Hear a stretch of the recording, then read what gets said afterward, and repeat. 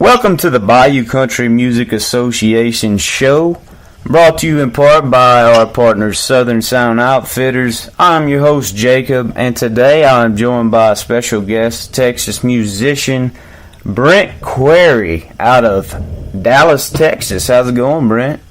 It's going good, man. Just hanging out. I'm glad to be on the show. Well, we're glad to have you, man. We love to get up-and-comers out of the Texas area and interview them and get a little background on them and what kind of music they got coming up. So give us a little background of how you started into music. Man, I got introduced. Actually, it's a funny story. I got introduced. I want to say like 7. I was in the 4th grade, and our school offered strings, like orchestra. And so I went to the little powwow thing that they were having and kind of just picked it up and started playing, and everybody was kind of shocked. And so I ended up taking orchestra, and so I'm trained classically, so I know like music theory and stuff like that. They were, it was really just all part of it. And so I did that until I was a freshman, and then I transferred. Between me and you, my grades weren't very good, so I got transferred. I had to go to my home school, and then it wasn't until probably my middle of senior year that I really started picking up guitar, and I was starting to teach myself. And I was always home alone for a couple hours after school before my parents got home, so I'd just go sit in front of the computer and watch videos and learn chords and stuff, and I'd teach myself songs. And then I'd always send little clips to friends, and you know how friends are, they kind of have to tell you that you sound good. So I didn't really think anything of it. And then I had a friend, and they were like, "Hey, will you record this song and send it to me for my birthday?" And I was like, "Yeah, sure." So I sent the video, and they were like, "You have got to post this on Twitter. Like, people are gonna go nuts." And I was kind of uneasy about it. And this was probably about 2 years ago. And so finally, I posted it, and it was an Eric Willis tune. It was "That Makes Two of Us," and that was the first song I ever posted. And he actually responded to the video, and he was like, "Man, you killed it! Like, really good job. Keep it up." And I was like, "This is super cool." And I just gotten introduced to Texas country, so I was very new to everything, and I was just super excited that there was something of it. And so I was like, well, maybe it got a lot of traction, a lot of retweets and stuff like that. And so I was like, well, maybe if I do another one, people will like it. So I did another one, and it got more traction. And then it was probably about 6 or 7 months after that I wrote "Love Cigarette," and I wrote it in 2 days actually, which is wow. It seems like all the good ones just kind of spew out. And then definitely. Everything else, but I wrote that in 2 days, and the second day I was like, man, I haven't posted a video in a while, and people are going to get uninterested. And I was like, man, I'll just finish this song and post the video. So the video that's online right now is that same day I finished writing that song, and so I posted it, and like 500,000 views later. And that's like 2 years ago. Yeah, 2 years and a half million views, and I'm finally ready to. So when you first learned guitar, was it acoustic or electric guitar or? I was always real interested. My mom was a big rock fan, and my dad was really into good music. My dad was he's a big Phil Collins fan, and so it's all just kind of a mixed deal. And so he had bought this infomercial guitar a long time before I decided to learn. And finally I was like, can I borrow this? I'm going to teach myself. Like, it was just collecting dust. It wasn't doing anything. I was like, yeah, I don't care. So I put new strings on it, and that's just how it started, was with that acoustic guitar. And I actually played that same guitar until Thanksgiving of last year. And what was the first song you learned to play on it? Oh gosh. Oh, actually, and it was way before I taught myself, because growing up you had it, and so I was probably 10, and I taught myself to play "Crazy Train" by Ozzy Osbourne, the guitar riff. Wow. And my mom loves Ozzy Osbourne, so she was really impressed. And then after that, I got really into Stevie Ray Vaughan, and so I started teaching myself how to play the Pride and Joy riff. And so I play that one. That's my soundtrack song for my electric guitar now.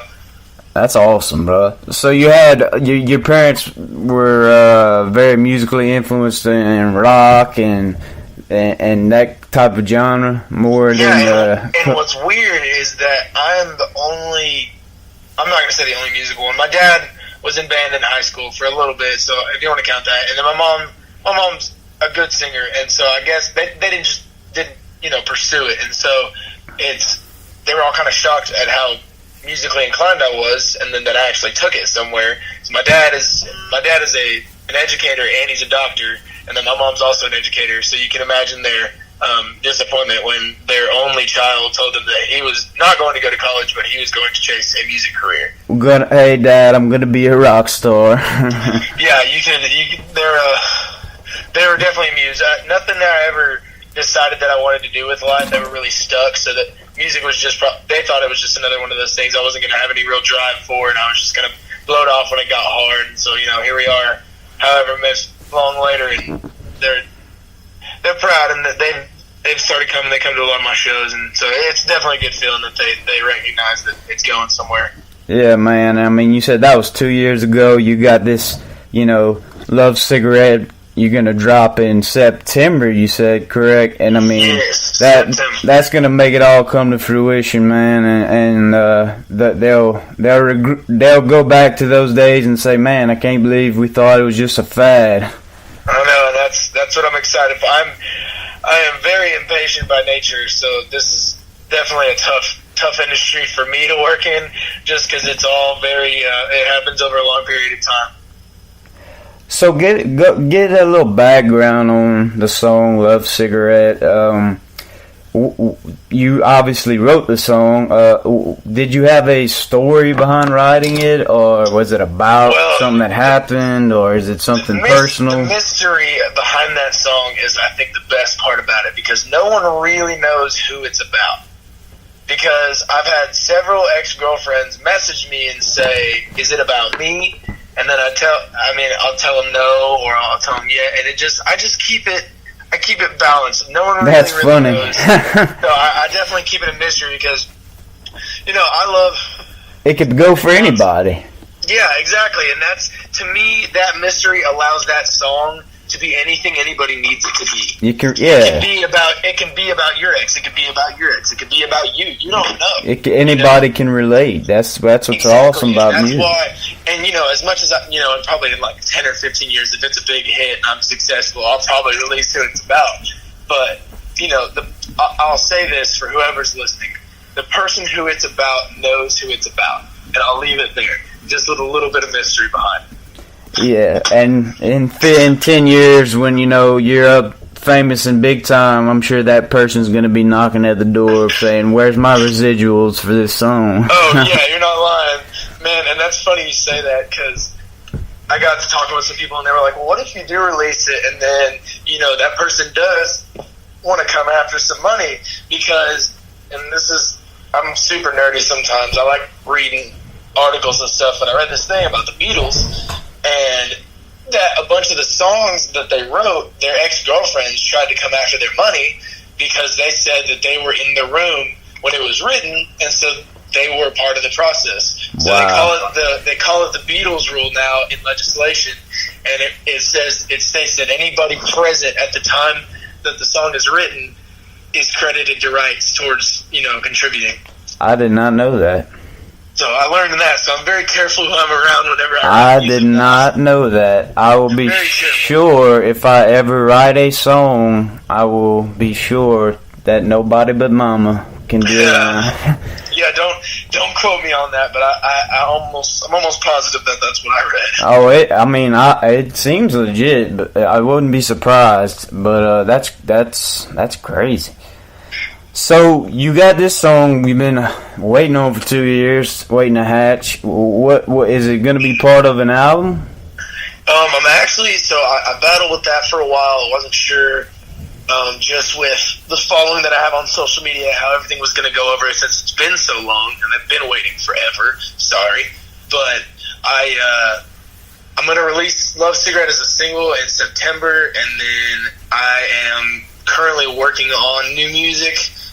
So that's going to be in the works until and after that, and I'm hoping to release an album within 6 months after September. So hopefully it won't be short-lived, and we can get some more out there for people to dig on, and we're going to see what happens. Well, that's awesome, man. And I mean, we're far from over from the interview, but in September when you officially release it, we're gonna bring it back, play it, and let the whole listeners, in on what you've been waiting on for 2 years. Yeah, that sounds good, man. I got a sneak peek of it, man, and I think it's gonna be something special. It's got a unique and original sound to it, and whoever it was wrote about, yeah, she can just keep her hands off of it, huh? Yeah. So, man, I mean, you grew up in Dallas. You basically taught yourself to play guitar. It's pretty impressive, and you've been waiting on this song and writing and performing. And what is some of the artists, the underground? I call them underground, and no offense, in the Texas scene is so huge. Some of the underground artists you've been working with. Man, Cannon Bryce is one of my best friends, if not my best friend. And he's the closest thing I got to a brother, and I enjoy working with him, and we do a lot together, and it's very much give and take with him. Dylan Wheeler, he was actually my roommate for a while. We did a lot of stuff together. Sean Berry, he's out of Kilgore. Tyler Dudley, he's from Tyler as well. I'm trying to think of who else, man. Brian Chance, he's out of Lindale. I would say Chris Colston, but he's gained a huge following in a very short amount of time. I tried getting a hold of Chris and get him on. He's very talented, and then of course Dylan Wheeler, the dude's. I actually had feature videos on our website, and that song Mirror of his that he had on YouTube. Oh, it's wild. I got it on our page, and we've been playing phone tag to get him on to do an interview, but the guy is super talented.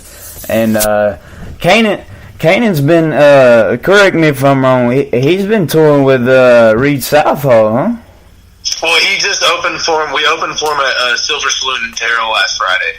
That's what it was I'd read. Yeah, man, that's awesome. That was a blast of a show. That was a great time. I've never been to that venue, man, but I'd love to go. They have such great names go in and out of there. Yeah, man, and it's super cool because that bar is about 30 minutes from the house where I grew up. So I grew up going to that bar. Wow. And for years when I started talking about doing music, it was always, up there was a big family too, and we were always going there together. And so I always told my friends, one day you better be up here because I'm going to be playing here. And just a couple of years later, and now they are there when I'm playing, and it's very cool that it all comes full circle. That's awesome. And Midland had played there recently, right? Or I don't know that Midland had played there. I don't think they have. No, I'm thinking of Billy Bob's. I'm sorry. I actually wanted to say Muscadine Bloodline and Tristan Meredith are coming. I'm sorry, I totally got confused but yeah, they're coming end of this month, I think. Something like that. I am actually in the works. I'm shooting for a show sometime later this year, so I'm hoping it'll time just right to where I can release Love Cigarette and do a show at Saloon at the same time, get a good hometown crowd to come out. Definitely, man. Well, I can't wait for it to drop, man, and make its appearance on our Spotify. We have our Spotify top 30 of pretty much all states and all over the country. We have a Texas country Spotify list, but most of our top 30 has been some Texas musicians. You mentioned. I'm scrolling through it here as we speak, and just off the see, they got Casey Donahue and of course Cody Johnson, Jake Worthington, this Joey Greer, super talented young man, Colby Cooper, another good one. Let's see, Midland, Mike Ryan, Shotgun Rider, Tristan Meredith, and I'll tell you, that's another one. Shotgun Rider is. I love Shotgun. They are on the move. I'm great buddies with Logan Sanford, their lead singer, and we talk pretty regularly about just music in general in the industry, and he has a very unique voice, and he knows how to use it, and that is one of the most talented singers I think I've ever met, and a good guy to boot. The entire album is insane. The new Palette, if y'all haven't listened to it, Paladero, Shotgun Rider, that it's one of those where you don't skip a single song. I'd have to say that one, Randall King's album, and probably those are the best two out of the last few months that came out. Definitely.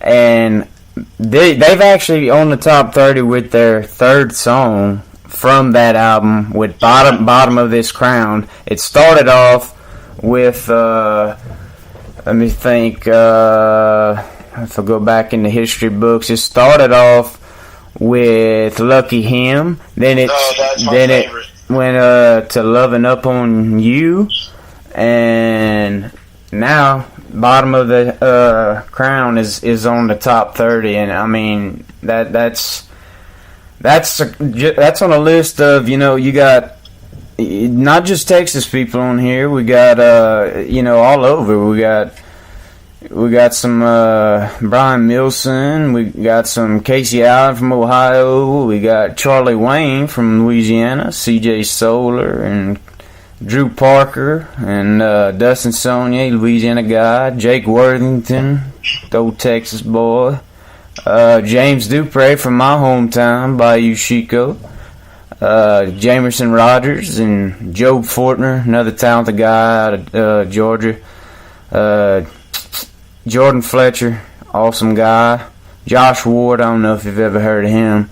Oh, I love Josh. I'm a big Josh Ward fan. Have been for a long time. Josh Ward, Colby Cooper, Corey Rose, Laney Wilson, Leroy Gibbons, Luke Combs, and Big Man, Mark Leach, Midland, Mike Ryan, Randall King, Shotgun Rider, Southern Justice, Tristan Maris. I mean, the song Out on the Dance Floor, the first time I heard it, I was like, man, I have to find out who this kid is. And he's super talented. We were talking earlier before the interview about he's talented, but he's almost like I wouldn't say Trump, because you can tweet Trump, but he's like the president to get a hold to. But we're gonna get a hold to him one day, man. That's an awesome song. And then, of course, I don't know if you're a William Clark Green fan, but his new one, Hit You Where It Hurts, it done made the top 30, and it's been out for a few days. He's definitely a class act, man. I don't know how to even describe him. He knows what he's supposed to do, and he does it, and he just enjoys what he does, and it shows for sure. Definitely. I think next week or the week after, we're going to try and do an interview with him for that song and, do a little promo with it. And I'm stoked, man, because I've been a fan of his for a long time.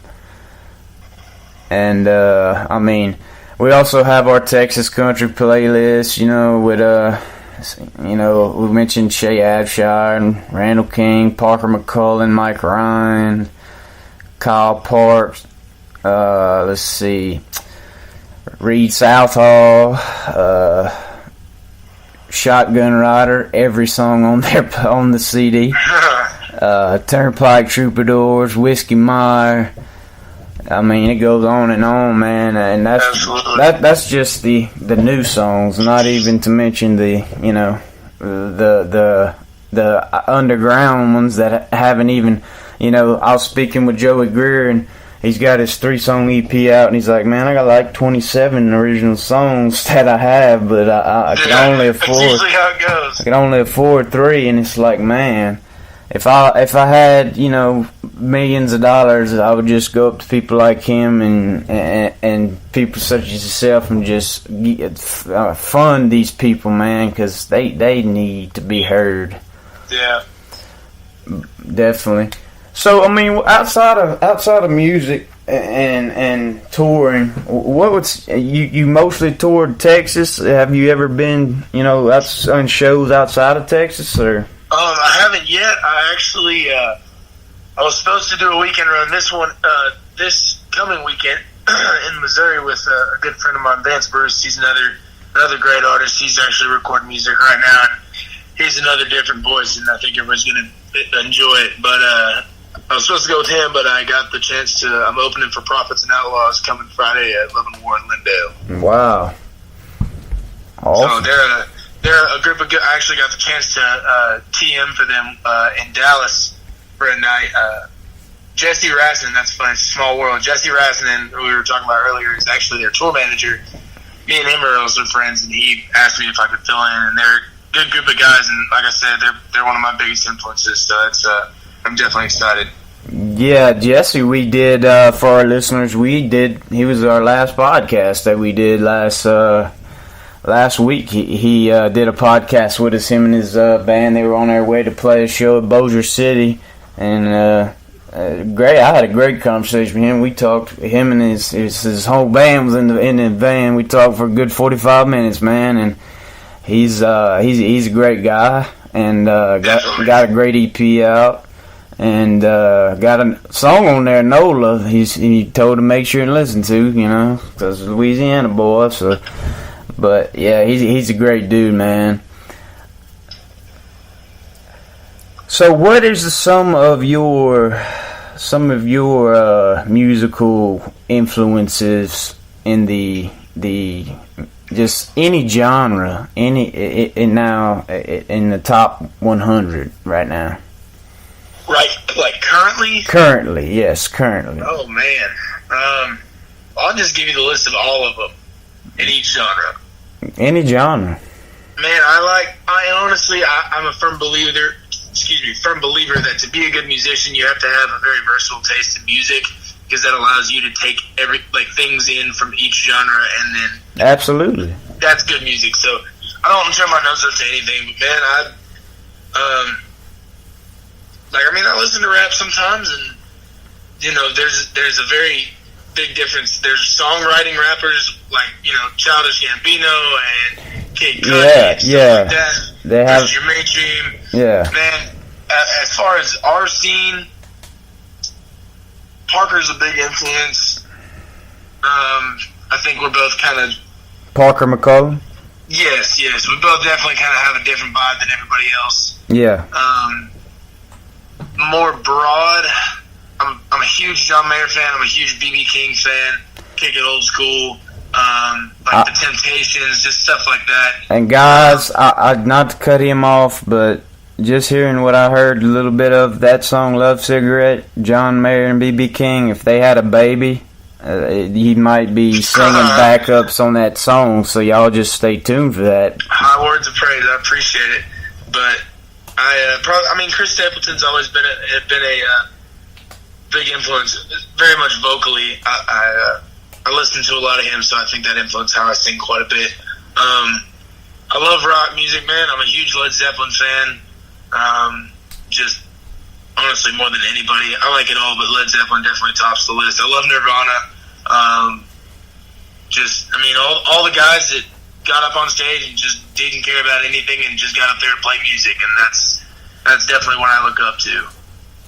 The Outlaws, and all they care about is music, man. That's what it's all about. It ain't about the fame and the money. It's about doing what you love. Exactly, and because how many people do you meet or do you know in life that truly get to say that they get to make a living doing what they love and what they've always been passionate about? I mean, it's a small number.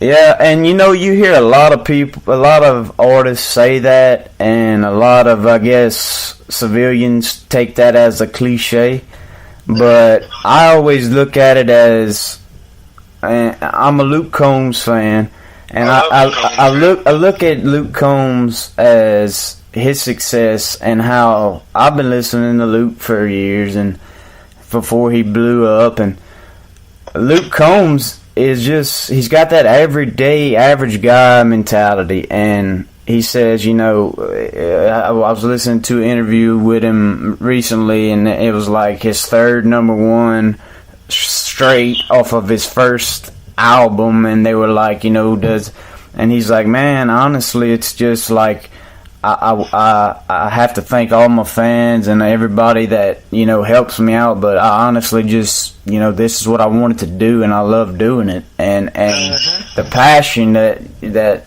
you know, I've just giving him as an example. You know, you have the ones that say, oh, you know, I love what I do, and then they end up not wanting to perform shows and all, but there's so many artists that are just like, you know, blessed with the ability to be able to do that, and that's awesome.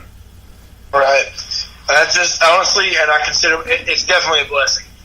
I consider myself lucky to say that I get to do what I love every day, and, you know, keep a roof over my head.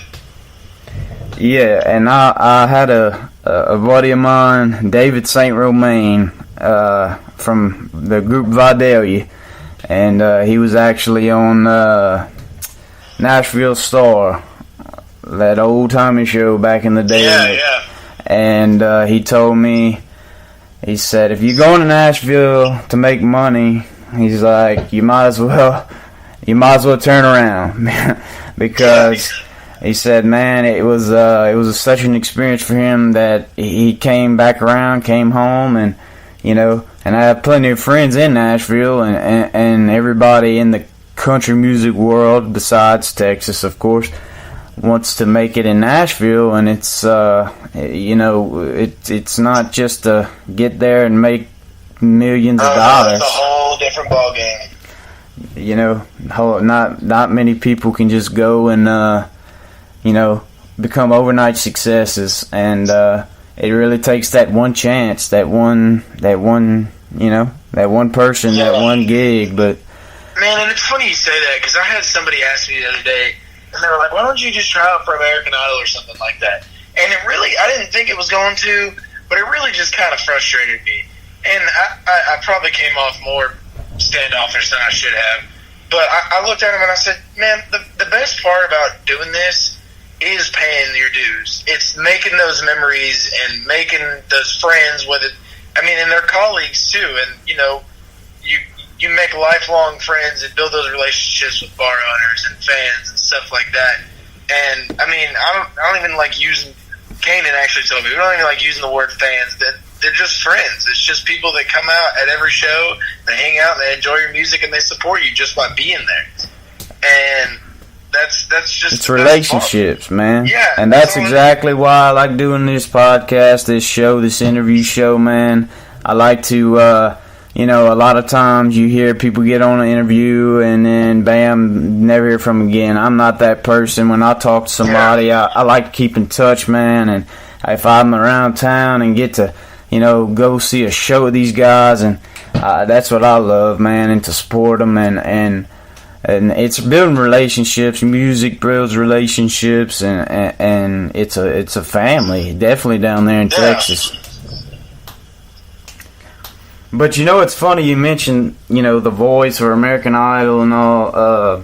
You know, everybody thinks that that's just a shoe-in and you're so great. And I actually have a distant cousin of mine that I mentioned who's on our top 30, James Dupre, who he was discovered on YouTube years ago and went on the Ellen Show and got called onto the Ellen Show to sing a song. He was a paramedic, yeah, and he moved to Nashville, and he, you know, seen how difficult it was, and he actually got a chance to go on The Voice. And I mean, he had been in Nashville for a few years, and he got chosen by all four chairs. He sang the song "Let Her Cry," and all four chairs turned around and he picked Adam Levine, I think, and he made it a few rounds, man. But I talked with him about it, and he's like, "Man, I made friends on that show because you battling each other and stuff." And he learned a lot being a musician. Now he has his own, you know, his album out that he put out, and 2 years later, the single "Hurt Good" off of it is climbing the Music Row charts. So it's just like the time frame. And people think it's just you go on there and you win it and everything's hunky dory and you get it's such a battle, man. Yeah, and and just being with those people that are paying dues, it's just very frustrating. People are like, "Oh yeah, like I've been gigging, but I'm gonna go try out for the voice because I just want to be famous." Yeah, and that's totally understandable. And it definitely wasn't that situation with him, but they are those people. And it's like, kind of like I'm gonna go and enter into an amateur thing as a professional. But this was totally different. But my point of that was like everybody down home thought, it was just a shoe-in. But it's like, man, there's so many talented people in this world that you can't just. Yeah. And then you can vouch for it in Texas. I mean, you turn the block and it's incredible. I tell everybody. I mean, all my Louisiana people don't hate. I love my state. I love our music, and we have great musicians. But if you ever want to take a small little trip, you go on down to Austin, go on down to Fort Worth, go on down to Stephenville, go on down. I mean, if you don't catch to get that first experience of that Texas country scene, man, and I was probably 18 years old, and I went on a pipeline job in Texas and got introduced, on the radio. Casey Donahue was playing, and I'm like, man, who's this? And the guy was a Texas guy. He was like, what you talking about? It's Casey Donahue. I'm like, I've never heard of this guy. He's like, I did not hear any of, it wasn't the Tim McGraw's or all these people that I was used to hearing. And I lived there for about 2 years, and then I come back home, and everybody's like, what the hell are you listening to? Listening. And that's the thing about the Texas scene is that it's always every show, man. Everybody there is there for good music, and people talk about blurring genre lines, and some people are against it. And man, honestly, I think it's a good thing. Like, you think about Chris Stapleton. There hasn't been a country artist like that in God knows how long. But then you think about guys like Kanan, Southern rock and roll, Reed, and then you got somebody totally different like Parker, and it all varies, and nobody cares. Everybody just likes good music. Yeah, exactly. And the music, doesn't have to fit into a spot. It doesn't have to fit necessarily. My biggest thing with the country music genre as splitting or whatever is whenever, obviously you have different varieties of your country. Your country, like you said, like your co's and your rock and rolls and your and your honky tonk and your clean cuts and your. But whenever it mixes with to me, country music, no matter how the melody is, no matter what it is, it tells a story or it tells something that happened in your life and you feel it. And and to me, mainstream country, a lot of it over the years has just been filled with a bunch of filler lyrics and absolutely, yeah. Ride a dirt road and drink a beer. And my thing is, going back to talking about people enjoying music, and that's, to me, when you have somebody who, let's say, I don't know, totally just listens to rap, and, they don't, man, country's stupid, just twang, this, that, and the other, and then you have them listen to a song like Love Cigarette, and they say, I don't really listen to country, but I like that song. Good. Exactly. It doesn't matter it don't matter what you're wearing, it don't matter what color you are, it don't matter what, title is on it. It doesn't matter. It doesn't even matter what the song's about. Music is music. Music is music, man. Music is meant to touch people. Music is meant to inspire people. Yeah. Music really does. It changes everything. And if you can connect with somebody on a music level, it changes the entire, dynamic of the relationship between you and that person. Yeah, and I love the fact you brought that up, because I had a personal friend that didn't listen to country music at all. He was a hard rock guy, and I played him a Jacob Bryant song, and it was called I turned 21 in 21 in prison and 25 in jail or something like that. And I played it to him, and he was like, I can dig this. And I'm like, you see, this is country music. This is an outlaw type country, and you thinking of country as the Dwight Yoakams or the, nothing against Dwight Yoakam, but you know what I mean. You know what I mean. And it's. But I mean, look at you're talking about Dwight Yoakam. That's funny you bring that up, because it sounds like a cliche, but look at Post Malone. Post Malone's doing the same thing in hip hop and rap. He just did a radio interview live and played a song with Dwight Yoakam. He literally put his name in one of his songs. He doesn't care. He's just there to make good music. He said it in an interview one time, and I very much look up to him in a ideological standpoint, I guess you want to call it that. But he said, so what if I'm hip-hop right now? Who's to say in 10 years I can't record a country album? That's my decision. That's what I want to do. It's music. It shouldn't matter what you start as or what you end as. And I totally agree. And you know what? The only problem in that would be is if someone like him come and said, I'm the greatest country. But people like him would definitely come in, look at Darius Rucker, and come in and respect the genre of country and the history. There's nothing wrong with that. I mean, he's got Johnny Cash on his arm. That's what I'm saying. That's what I'm saying. It's very reminiscent of like the 50s and 60s to me. And I mean, even the 70s. Because you think about back then, and, think about Woodstock. You got Joe Cocker, and then you got Jimi Hendrix.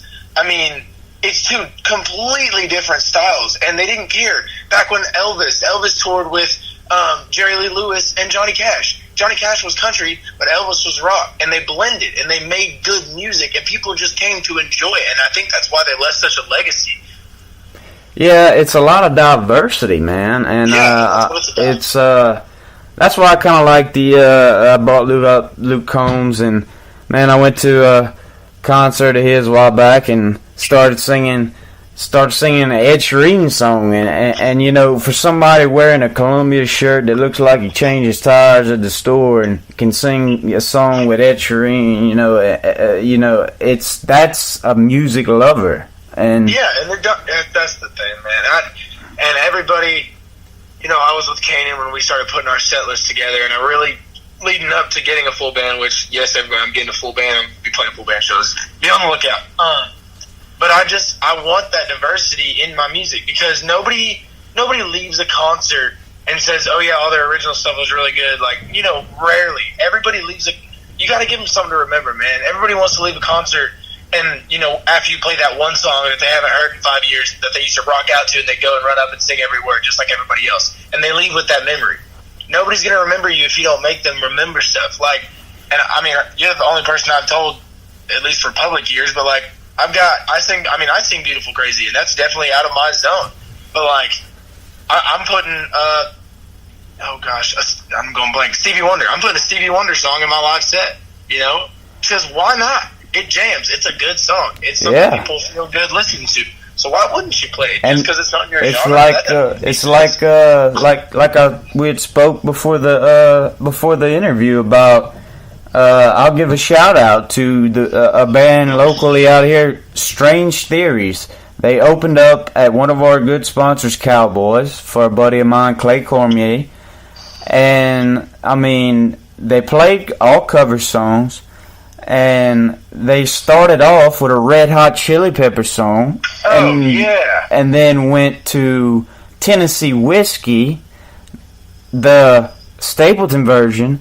Then, went from there to rock, and then they were the opening act, and they played every genre, and it was some young guys, and had an encore for an opening act. Like, that's what I'm saying, man. You don't really understand how much people's music taste is, how diverse it is, because people they get stuck in a genre, but then they hear a rock song and they're like, oh yeah, I forgot about that. That goes, it goes hard. I really like that song. Until somebody does that and they mash all those things together and they're like, wow, I didn't realize I liked so many different styles of music. And then that just opens, like, isn't that our job, to open people to new not to be cliche, but to new horizons and to open their eyes to know more about music and to learn. And like, I don't know, I get on a soapbox when people talk to me about music, because it is just because I'm so passionate about it. But I just wish everybody thought the way I did. No, I love it, man. I love hearing the passion, and I agree. You don't want everything to sound the same. You don't.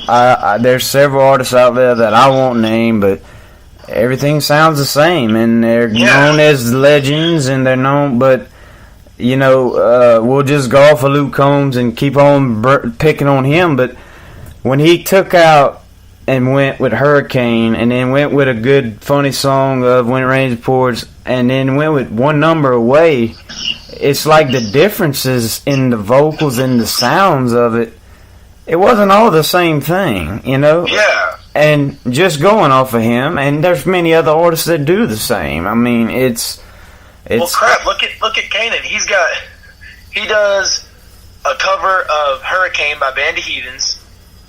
And then in the middle of the song, he goes to a Cage the Elephant song. Like two completely opposite ends of the spectrum, and people love it. Yeah. And that's what it's all about. If you can walk off stage and everybody's smiling and congratulating you and telling you how great it was, it don't matter how many times you mess up during the show. It don't matter, I couldn't hear anything in my monitor, man. Those people come up to you. That's what it's all about. If people love it, man, just keep doing it. When you're playing at the smaller venues, like you said, and the smaller, more intimate places, and you can sit there and play a cover song and play, Tennessee Whiskey, then all of a sudden break out in a Nickelback, got to meet the hottie with the and then the crowd goes that type of stuff. I played in Athens, Texas, probably a month ago, and I just played this little brewery in the square. There was probably people were coming and going, but there weren't any more than like 8 people in there at one time. And man, it was just, the building had the most natural acoustics, and I loved singing in there, and everybody was real just into what was going on.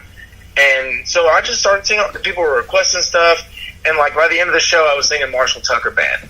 And I mean, but it's those kind of things that really know, and they let you know that people appreciate what you're doing. And that, honestly, man, the big shows are cool.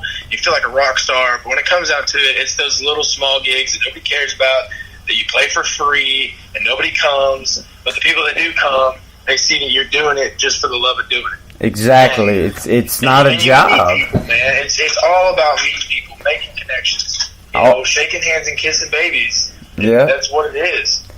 Doing the Trump, man. So, man, where you mentioned, what's some of your upcoming shows for this month? Oh man, hold on, let me get my calendar. Or let me make it easier. To keep up with your upcoming shows, do you use social media a lot? I mean, obviously on Twitter. I'm very much all over Twitter. I've started posting stuff on Instagram and Facebook. I've been kind of slacking on that, but definitely always on my Twitter. Okay, I definitely, every time I do an interview, I post it, and I post I do my research, and I tag all the links to the the artists' Twitters and Instagrams, and if they have a website, because I know it's hard to be like, what you doing, what shows you got, but you can keep up with all the news. I'll give you the rest of the month, since we're already halfway through. So tomorrow, well, actually it'll be Thursday. Thursday I'll be in Stephenville at Fuzzy's. Friday the 15th, I will be opening for Prophets and Outlaws at 1101 Lindale. Saturday, I will be in Austin on 6th Street, opening for The Lawless. If you haven't heard of them, you need to go check them out. They're recording down at Yellow Dog Studios in Wimberley, and they are The Lawless. I've heard the name. I've heard the name. Rock and roll to the bone. They're out of New Braunfels, and they're a great group of guys. Same thing, man. They love what they're doing. But I'm opening up for them on Saturday at Rustic Tap. And then the 17th, on Sunday, I will be at Thirsty Armadillo in the Fort Worth Stockyards. Let's see, the 22nd, so next Friday. It's a tentative date. I'm actually, for those of you that don't know, I play guitar and fiddle for Kane Bryce. Go check him out. But we're supposed to be playing full band at Cheatham Street in San Marcos. Saturday the 23rd, I'll be at the Truck Yard in Houston. And then the 30th, I'll be playing with Kanan again down in New Braunfels at the Happy Cow. And we're going to get Kanan on the show here soon. And I've been, tracking you guys down one by one, man. Yeah. But it's awesome that family atmosphere you guys have, man. And that you all connect and help each other out. And I can't wait, brother. I can't wait to have you back in September and drop this song and hear the response, man. Absolutely, man. And if I'm in town, make a trip towards Texas later on, I'd say July or August, brother. I'll definitely try and make some shows, man. Absolutely, man.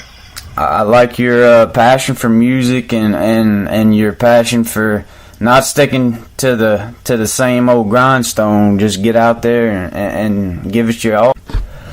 I'd like to take time to thank our sponsors. Of course, our day one, Southern Sound Outfitters. Check them out at www.southernsoundoutfitters.com. They have some great apparel, got some new apparel in the works. They also support a lot of great up-and-coming artists. And also want to thank Southern Music Scene website. Hey, have a great website featuring a lot of content and Texas music pickers. Also, I would like to thank our sponsors with Swamp Assassin out of Louisiana, Baton Rouge, Louisiana. Swamp Assassin, they have plenty of apparel, all your apparel needs for hunting, fishing. I also want to thank Cajun Cotton, subsidiary out of Swamp Assassin. They do screen printing and custom shirt designs. And also, it's summertime, folks. Be sure and have an ice chest that lasts, whether you're fishing, whether you're out with the family. Go to swampshop.com and check out Swamp Gear's roto-molded ice chest, locally owned business out of Orneville, Louisiana. They have many different sizes from 20 to 40 to 70 liter ice chests, and also have pressure relief valves and custom bottle openers that come in all sorts of colors, and even have the option for custom engravings. Thank all those guys. I want to thank Brent for stopping by. Be sure to check out all of his social medias that we will put on links below. And next time, you guys have a good one.